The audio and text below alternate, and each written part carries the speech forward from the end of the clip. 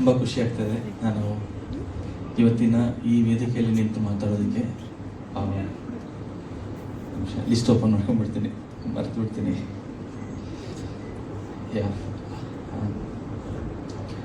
ಇಲ್ಲಿ ನೆರೆದಿರ್ತಕ್ಕಂಥ ಎಲ್ಲ ಹಿರಿಯರಿಗೂ, ಎಲ್ಲ ಪತ್ರಿಕೋದ್ಯಮರಿಗೂ, ಎಲ್ಲ ಸೋಷಿಯಲ್ ಮೀಡಿಯಾ ಪ್ರತಿಯೊಬ್ಬರಿಗೂ, ಮೀಡಿಯಾ, ಪ್ರೆಸ್ ಮೀಡಿಯಾ ಎಲ್ಲರಿಗೂ ಸುಸ್ವಾಗತ. ನಮ್ಮ ಕಾರ್ಯಕ್ಕೆ ಹೋಗ್ಬಿಟ್ಟು ಎಲ್ಲರೂ ಬಂದಿದ್ದೀರಾ, ತುಂಬ ಸಂತೋಷ ಆಗ್ತಾಯಿದೆ. ಯೂಶಲಿ ನಾನು ಒಂದು ಪ್ರೆಸ್ ಮೀಟಲ್ಲಿ ಮ್ಯೂಸಿಕ್ ಡೈರೆಕ್ಟರ್ ಆಗಿ ನಿಂತು ಹಂಗೆ ಸೈಡಲ್ಲೇ ಹಂಗೆ ನಿಂತು ಹಂಗೆ ಹೋಗ್ಬಿಡ್ತಾ ಇದ್ದೆ, ಜಾಸ್ತಿ ಮಾತಾಡಿದೆ. ಬಟ್ ಇವತ್ತು ನಾನು ಮಾತಾಡಲೇಬೇಕು. ಏನಾರು ತಪ್ಪಿದ್ದಲ್ಲಿ ದಯವಿಟ್ಟು ಕ್ಷಮಿಸಿ. ಮನಸ್ಸಲ್ಲಿ ಇದನ್ನೆಲ್ಲ ಖಂಡಿತ ನಾನು ಮಾತಾಡೋದಕ್ಕೆ ಇಷ್ಟಪಡ್ತೀನಿ. ನಾನು ಇಂಡಸ್ಟ್ರಿಯಲ್ಲಿ ಕೆಲಸ ಮಾಡೋಕ್ಕೆ ಶುರು ಮಾಡಿದ್ದು 2003 ಕೆ ಕಲ್ಯಾಣ್ ಅವ್ರ ಸರ್ ಜೊತೆ. ಅವರಿಗೆ ಸೆಷನ್ ಮ್ಯೂಸಿಷಿಯನ್ ಆಗಿ, ಕಂಪೋಸಿಷನ್ ಮ್ಯೂಸಿಷಿಯನ್ ಆಗಿ, ಅರೇಂಜರ್ ಆಗಿ ಕೆಲಸ ಮಾಡಿ, ಆಮೇಲೆ ತುಂಬ ಕಷ್ಟಪಟ್ಟು ಒಂದು 5-6 ವರ್ಷದ ಪ್ರಯತ್ನದಿಂದ 2009ನೇ ಇಸ್ವಿಯಲ್ಲಿ ನನ್ನ ಮೊದಲನೇ ಸಿನಿಮಾ ರಿಲೀಸ್ ಆಯಿತು. ಆ್ಯಕ್ಚುಲಿ ಆ ಸಿನಿಮಾದ ಹಾಡು ಶಿಶಿರ ಅಂತ ಸಿನಿಮಾ. ನಾನು ಆ್ಯಕ್ಚುಲಿ ಆ ಹಾಡನ್ನ ತೊಗೊಂಡು ವೇಲು ಸರ್ ಹತ್ರ ಕೇಳಿಸಿದ್ದೆ. ನಾನು ಒಂದು ಕಾರಣದಿಂದ ಆ ಹಾಡುಗಳು ಒಂದು ಲಹರಿ ಸಂಸ್ಥೆಯಲ್ಲಿ ರಿಲೀಸ್ ಆಗಿಲ್ಲ ಆವಾಗ. ಸೊ ಅವಾಗ ನಾವು ಹೊಸಬ್ರು, ನಮಗೂ ಗೊತ್ತಿರಲಿಲ್ಲ. ಸೊ ಹಾಗೆ ಶುರುವಾಯಿತು. ಆ ಶಿಶಿರ ಸಿನಿಮಾದಿಂದ ನನಗೆ ಒಂದು ಒಳ್ಳೆ ಹೆಸರು ಸಿಕ್ತು. ಓಕೆ, ಅಜನೀಶ್ ಲೋಕನಾಥ್ ಅವರು ಒಂದು ಒಳ್ಳೆ ಬ್ಯಾಕ್ಗ್ರೌಂಡ್ ಸ್ಕೋರ್ ಮಾಡ್ತಾರೆ, ಸಾಂಗ್ಸು ಮಾಡ್ತಾರೆ ಅಂತ. ಅದಾದಮೇಲೆ ಇನ್ನೊಂದು ಸಿನಿಮಾ ನನ್ನ ಲೈಫಲ್ಲಿ ಅಂತ ನಾಗತಿಯಲ್ಲಿ ಚಂದ್ರಶೇಖರ್ ಸರ್ ಪ್ರೊಡಕ್ಷನ್ ಮಾಡಿದೆ. ಅದರಲ್ಲೂ ಕೂಡ ನನಗೆ ಒಳ್ಳೆ ಹೆಸರು ಖಂಡಿತ ಸಿಕ್ಕಿದೆ. ಆದರೆ ನಿಜವಾದ ಟರ್ನಿಂಗ್ ಪಾಯಿಂಟ್ ನನ್ನ ಜೀವನದಲ್ಲಿ ಸಿಕ್ಕಿದ್ದು ಉಳಿದವ್ರ ಕಣ್ಣಂತೆ ಅನ್ನೋ ಒಂದು ಸಿನಿಮಾ. ಸೊ ಇವತ್ತಿಗೆ ಉಳಿದವ್ರ ಕಣ್ಣಂತೆ ಬಂದು 12 ವರ್ಷ ಆಗಿದೆ. ಈ ವರ್ಷಕ್ಕೆ 13ನೇ ವರ್ಷ ಇದು.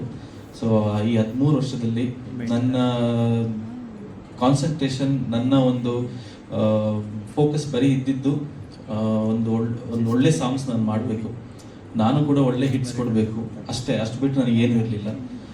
ಸುಮಾರು ಜನ ಹೇಳ್ತಾ ಇದ್ರು, ಇಷ್ಟೆಲ್ಲ ಹಿಟ್ಸ್ ಇದೆ, ನೀವು ಯಾಕೆ ಕಾನ್ಸರ್ಟ್ ಮಾಡಿಲ್ಲ ಅಂತ.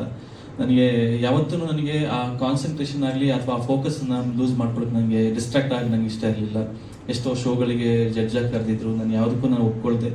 ನಾನು ಮ್ಯೂಸಿಷಿಯನ್ ಆದರೆ ಸಂಗೀತಗಾರ, ಆದರೆ ಸಿನಿಮಾದ ಸಂಗೀತಗಾರನಾಗಿರ್ಬೇಕು ಅನ್ನೋದು ಒಂದು ನನ್ನ ಫೋರ್ಟೆ ಆಗಿ ನಾನು ಆ ಒಂದು ಪ್ರೈಡ್ ಇಟ್ಕೊಂಡೆ ನಾನು ವರ್ಕ್ ಮಾಡ್ಕೊಂಡು ಬಂದಿದ್ದೀನಿ.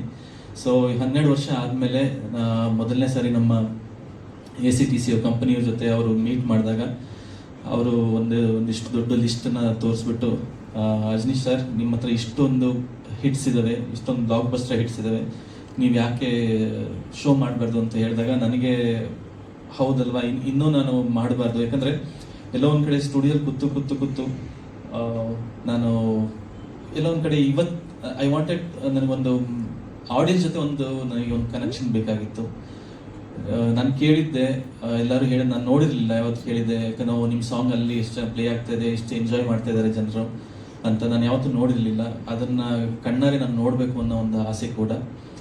ಮತ್ತು ಈಗಿನ ಈ 12 ವರ್ಷ ಆಯಿತು, ಇನ್ನು ಮುಂದಿನ 12 ವರ್ಷಕ್ಕೆ ನಾನು ನನ್ನಲ್ಲಿ ಏನು ಬದಲಾವಣೆ ಮಾಡ್ಕೊಳ್ಬೋದು ಅನ್ನೋದಕ್ಕೆ the right platform is doing concert ಅಂತ ನನಗೆ ಅನಿಸ್ತು. ಸೊ ನಾನು, ನನ್ನ ಪಾರ್ಟ್ನರ್ ಬಾಬಿ ಅವರು ಇಬ್ಬರೂ ಸೇರಿ ಈ ಒಂದು ಡಿಸಿಷನ್ಗೆ ಬಂದು ಆಮೇಲೆ ಕಾನ್ಸರ್ಟ್ ಮಾಡಿದ್ರೆ ಹೀಗೆ ಮಾಡಬೇಕು ಅನ್ನೋದು ನನ್ನ ಒಂದು ಉದ್ದೇಶವಾಗಿತ್ತು. ಸೊ ನನ್ನ ಎಲ್ಲ ರಿಕ್ವೆಸ್ಟಿಗೂ ACTC ಕಂಪನಿಯವರು ಒಪ್ಕೊಂಡು ನನ್ನ ನನಗೆ ಏನೇನು ಮ್ಯೂಸಿಷಿಯನ್ಸ್ ಬೇಕು, ಎಷ್ಟು ಜನ ಬೇಕು ಅಂತ ಎಲ್ಲನೂ ಸೇರಿ ನಾವು ಈ ಒಂದು ದೊಡ್ಡ ಮಟ್ಟದ, ಹೇಳಬೇಕಂದ್ರೆ ತುಂಬಾ ದೊಡ್ಡ ಮಟ್ಟದ ಒಂದು ಕಾನ್ಸರ್ಟ್, ಲೈವ್ ಇನ್ ಕಾನ್ಸರ್ಟ್ ಮಾಡ್ತಾ ಇದ್ದೀವಿ.